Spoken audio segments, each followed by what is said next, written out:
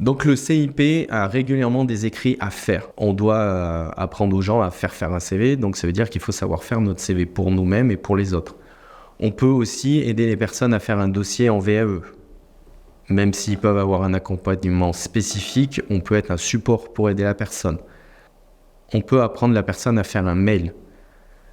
Il y a des personnes qui ne savent pas se servir de l'informatique et de la bureautique. Le premier boulot est de leur comment on fait un mail, comment on envoie un mail, comment on consulte ces mails. Ça peut faire partir à des moments de notre travail. Ça, c'est un travail qu'on fait avec les gens qui sont très loin de l'emploi. La capacité à synthétiser un entretien est très important. C'est-à-dire que les entretiens qu'on fait ne sont pas des écrits de plusieurs pages. On doit synthétiser un entretien des fois en 4-5 lignes, sous forme de tableau ou sous forme d'écrit. Ça dépend de comment vous êtes à l'aise et ça dépend aussi de vos structures. Il y a des structures où on nous demande de remplir des tableaux, d'autres structures on le fait sous forme plutôt rédactionnelle.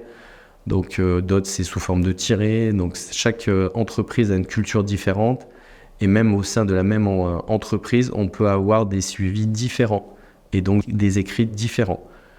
Par exemple, quand on accueille une première fois une personne, souvent, on va faire ce qu'on appelle un entretien d'accueil que vous avez vu en amont.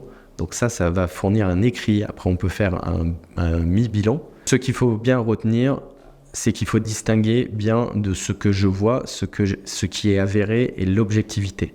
On ne peut pas être dans le jugement, comme je vous disais précédemment.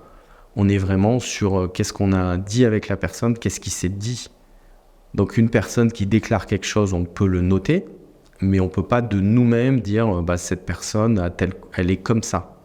On peut à la limite à des moments sous-entendre, mais on peut à jamais poser un diagnostic de quoi que ce soit. On n'est pas psychiatre, on ne peut pas poser un diagnostic de maladie, on n'est pas assistante sociale.